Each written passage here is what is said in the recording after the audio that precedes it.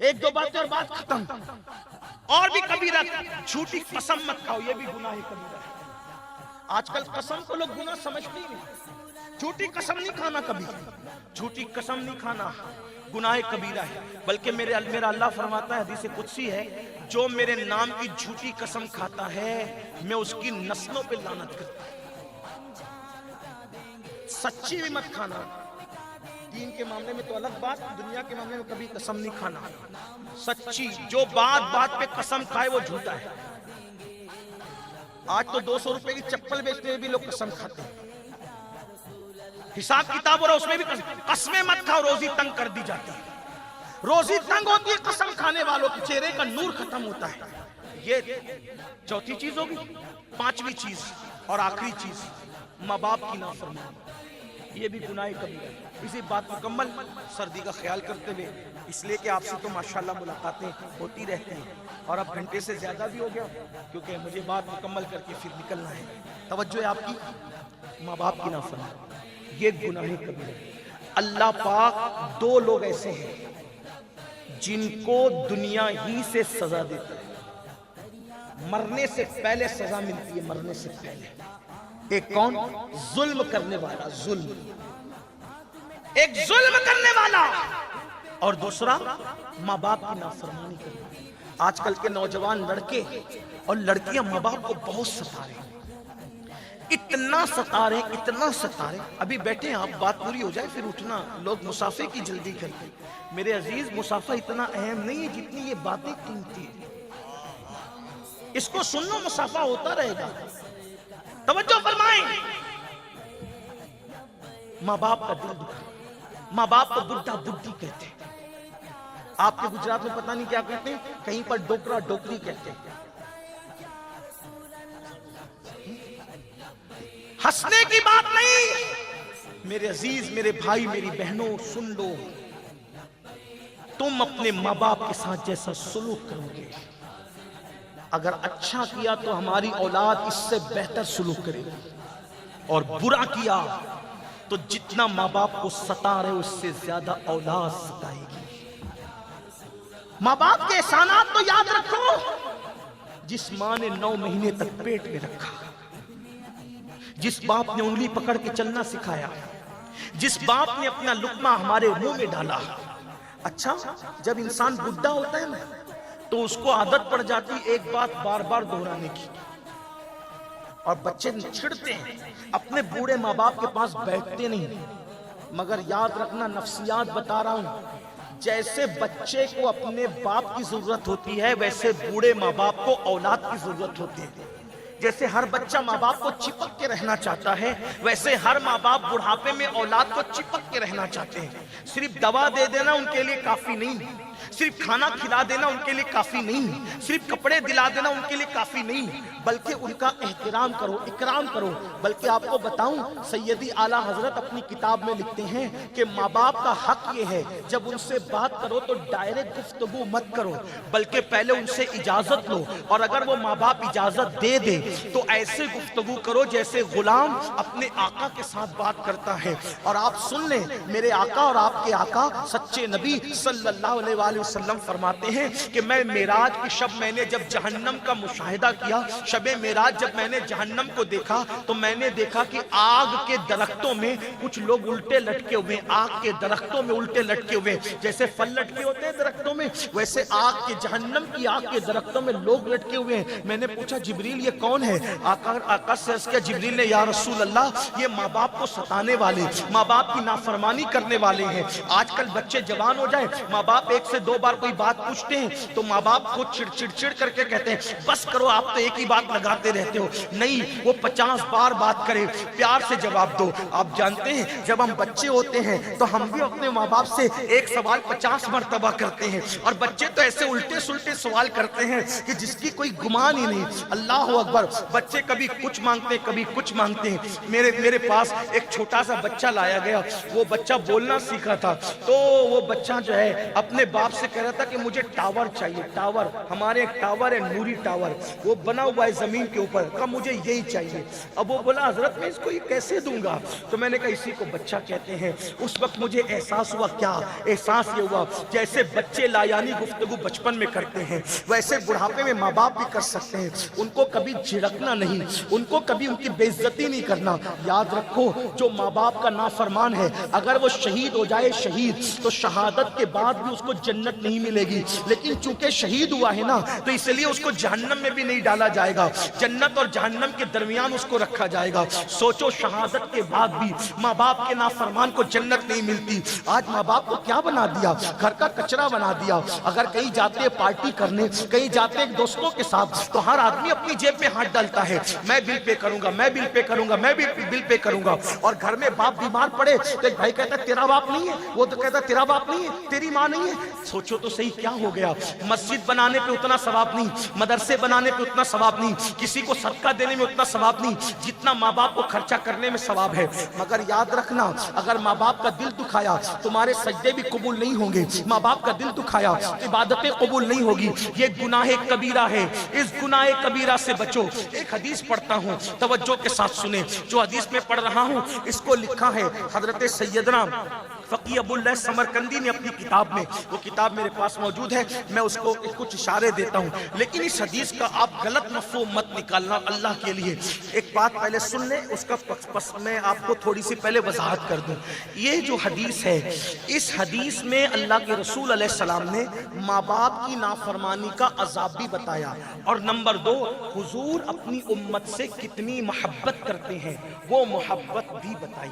اب توجہ کرنا، یعنی حدیث میں جو کچھ ہے وہ رسول اللہ امت سے پیار کتنا کرتے وہ، اور ماں باپ کے نافرمانوں کا انجام اسی کے بعد مکمل۔ ہر بچہ، ہر بچی، ہر نوجوان جن کے ماں باپ حیات ہے غور سے سنو، جن کے ماں باپ نہیں ہے وہ بھی سنو۔ اگر ماں باپ کے ساتھ برا سلوک کیا قبر پر جا کر معافی مانگنا۔ اور خواتین بیٹھی ہوئی ہے ان سے کہتا ہوں اگر اپنے شوہر کی جنت چاہتی ہو تو اپنے شوہر کو اپنے ماں باپ سے جدا مت کرو، اور شوہر سے کہتا ہوں بیوی کو اپنی ماں کی زیارت کے لیے بھیجا کرو، اپنے باپ کی زیارت کے لیے بھیجا کرو۔ کیونکہ آج کل عورتوں کو کیا ہو گیا، عورت کو سب سے زیادہ دشمنی، چونکہ عورتیں اب سیریل دیکھ کر زندگی گزارنے لگی، ان کو سب سے زیادہ دشمنی کس سے ہے؟ ساس اور سسر سے دشمنی ہے۔ یہ کہتے ہیں ہم ان کے ساتھ نہیں رہیں گے، ان کو الگ رکھو۔ آپ سے پوچھتا ہوں نادان ہو کوئی جنت کو بھی الگ کرتا ہے اپنے سے؟ اور آپ سے کہتا ہوں ماں باپ کے لیے جس کو چھوڑنا پڑے چھوڑ دینا، لیکن کبھی اپنے ماں باپ کو نہیں چھوڑنا۔ اس کا یہ مطلب نہیں ہوا کہ اگر ماں باپ کوئی غلط بات کہے تو زبردستی ماں باپ کے کہنے پہ بیوی پہ ظلم کرنا، یہ بھی غلط ہے۔ اعتدال اسلام نے رکھا ہے۔ اللہ اکبر۔ اور آج کل کے جو لڑکے ہیں نا، پسند کی شادی، پسند کی شادی، پسند کی شادی کے چکر میں ماں باپ کو دل دکھاتے، ماں باپ کو تکلیف پہنچاتے ہیں۔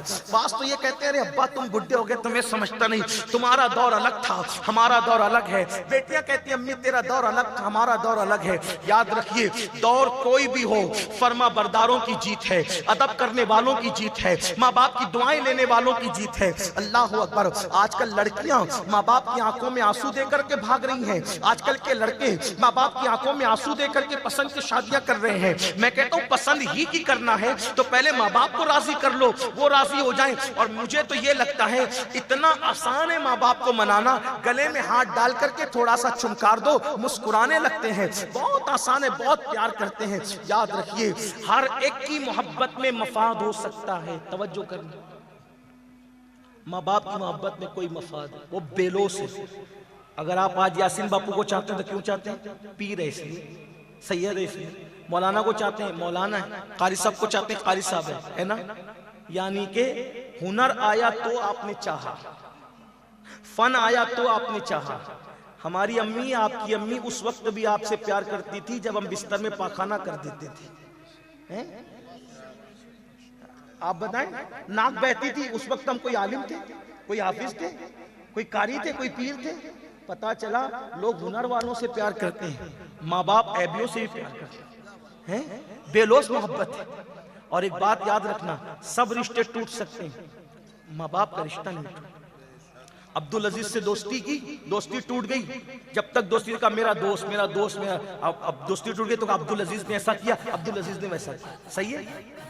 کوئی بیوی تھی فرزانہ، اس سے نکاح تھا، کہا میری بیوی ایسی، میری بیوی ویسی، میری بیوی ویسی، صحیح، لیکن جب طلاق ہو گئی تو کہا فرزانہ ایسی، فرزانہ ویسی۔ پہلے بیوی کا رشتہ ٹوٹا، نام لیا، دوست کا رشتہ ٹوٹا، نام لیا، یہی تو ہے۔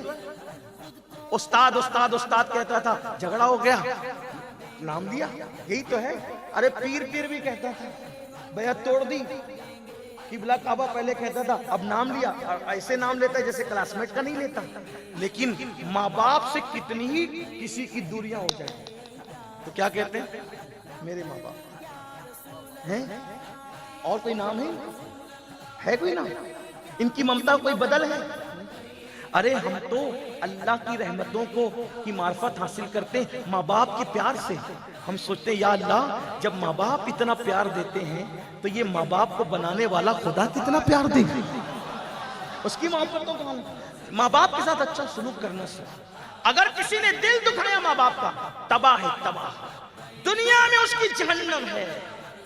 ماں باپ سے بغاوت کرنے والا کبھی سکون کی سانس نہیں لے سکتا۔ میں آپ لوگوں کو ہمیشہ کہتا ہوں، کسی کا خوبصورت چہرہ دیکھنے سے وہ نہیں ملتا جتنا ماں باپ کا جھرری پڑا ہوا چہرہ دیکھنے سے ملتا ہے۔ وہ حدیث جو پڑھنا چاہتا تھا اس کو سن لیں اور بات ختم۔ ماں باپ کے ساتھ بے وفائی کرو گے تو انجام کیا ہے، اور نبی رحمت کا ہمارے ساتھ پیار کیا ہے۔ فقی لکھتے ہیں اپنی کتاب میں کہ قیامت کے دن جب سب کا حساب کتاب ہو جائے گا تو جو ماں باپ کے نافرمان ہیں وہ جہنم میں رہیں گے۔ اس کو دل کے کون سے اپنے گھروں میں اپنے ماں باپ کے ہاتھ چومیں۔ ارے یہاں تو ہزاروں ہاتھ چومنے کے لیے، آپ کے ماں باپ کے لیے صرف آپ ہیں، اور مجمع میں اپنے ماں باپ کے ہاتھ زیادہ چوما کرو، سب کے سامنے۔ گھر میں بھی مطلب گھر میں ڈانٹ لیں، باہر چوم دیں، نہیں یہ منافقت ہے، یہ مکاری ہے۔ گھر میں بھی چومو، باہر چومنے سے کیا ہوگا؟ جب باہر آپ چومتے ہو نا تو باپ دیکھتا ہے کہ کوئی دیکھ رہا ہے کہ نہیں دیکھ رہا ہے کہ میرا بیٹا میرے ہاتھ چومتا ہے۔ ہاں، ماں کہتی کوئی دیکھ رہا ہے کہ نہیں دیکھ رہا ہے، ان کے ہاتھ پیر چوما کرو۔ جنت کی چوکھٹ ہے، جنت کی چوکھٹ ہے۔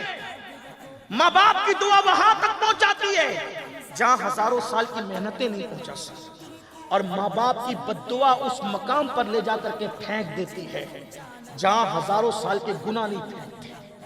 اس لیے تقدیر والا بننا ہے، بلکہ لمبی عمر پانا ہے، ماں باپ کی خدمت کرو۔ روزی میں برکت چاہیے، ماں باپ کی خدمت کرو۔ آقا علیہ السلام فرماتے جو ماں باپ کے لیے ہر نماز کے بعد مغفرت کی دعا کرے گا اللہ اس کی عمر میں بھی برکت دے گا، اس کے مال میں بھی برکت دے گا۔ صرف دعا کرنے کا یہ فائدہ ہے، خدمت کرنے کا کیا فائدہ؟ خدمت کرو۔ حضرت اویس کرنی نے تو ماں کی خدمت کی اور رسول اللہ کی زیارت کرنے سے رکے رہے۔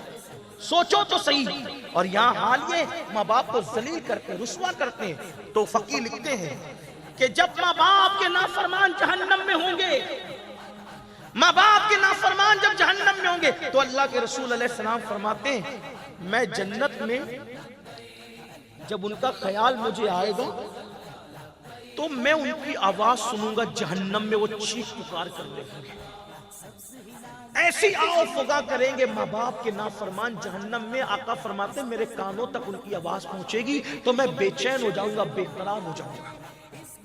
حضور کو امت سے پیار ہے، یاد رکھنا ماں باپ سے زیادہ آقا پیار کرتے ہیں، امت سے ہم سے آقا زیادہ، ماں باپ سے زیادہ حضور پیار کرتے ہیں۔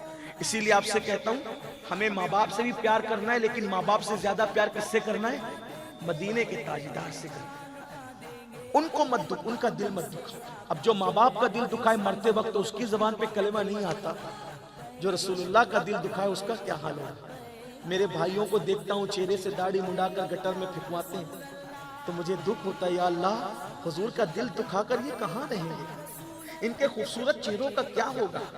جو شراب پیتے ہیں، نشہ کرتے ہیں، حضور کا دل دکھاتے ہیں، جو نرم نرم گدوں پر گندی فلمیں دیکھ کے حضور کا دل دکھاتے ہیں۔ یاد رکھو ہمارے نبی مر کر مٹی میں نہیں ملے، ہمارے نبی ہماری جان سے زیادہ قریب ہے۔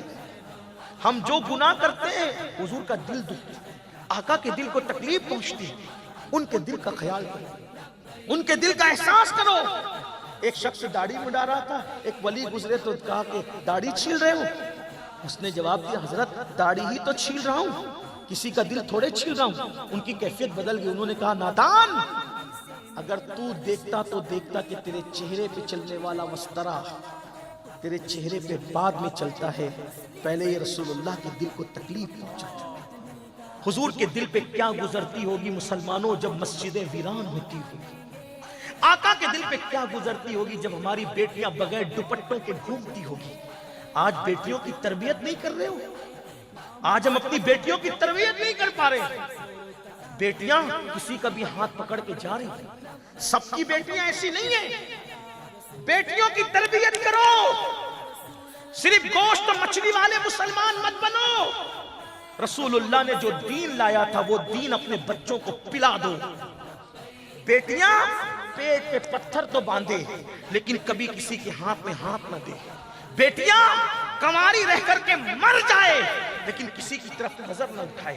اگر آج بیٹیاں بھاگ رہی ہے غربت کی وجہ سے, رشتے نہیں آنے کی وجہ سے یا کسی اور وجہ سے, قصوروار ماں باپ ہیں کہ ہم نے سیریل تو دکھائے بازو میں بٹھا بٹھا کر, ہم نے فلمیں تو دکھائی بازو میں بٹھا بٹھا کر, لیکن سیدہ فاطمہ کی زندگی ان کو نہیں پڑھائی. میں صرف اتنا کہنا چاہتا ہوں, اولاد اللہ نے دی ہے, اولاد کے پیدا ہونے پہ مٹھائیاں بانٹنے والوں پہلے ان کے مستقبل کی فکر کرو, ان کو سچا مسلمان بنانے کی فکر کرو.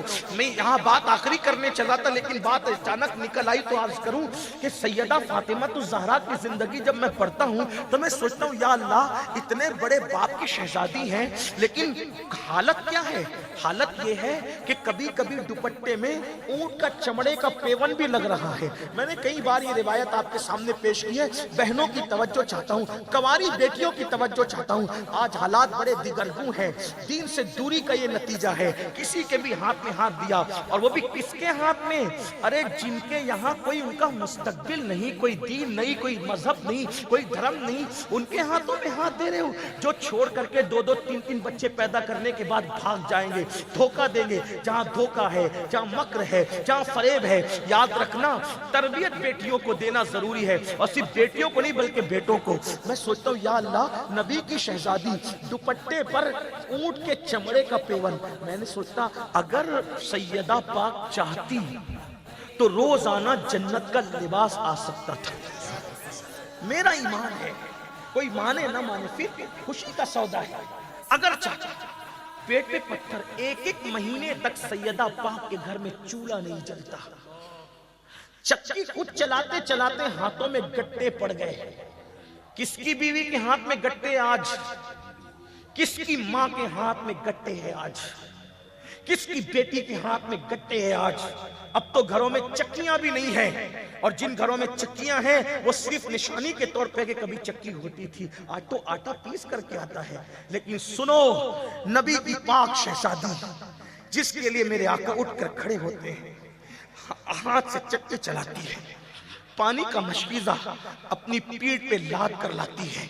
مولا علی مشکل کشا سید السادات کا فرمان ہے کہ جب مشکیزے کا بوجھ اٹھا کر سیدہ کی پشتوں پر مشکیزے کے نشان پڑ گئے تھے, ہاتھوں پر گٹے پڑ گئے تھے, لباس پھٹا ہوا, دوپٹے پہ 17 پیون, اتنے پیون, 17 پیون. اللہ اللہ, اتنے بڑے مالک و مولا کی شہزادی کے دوپٹے میں 17 پیون. آج جو نکڑ پہ بھیک مانگتے ہیں ان بھکاریوں کی بیٹیوں کے بھی دوپٹوں پہ اتنے پیون نہیں ہوتے.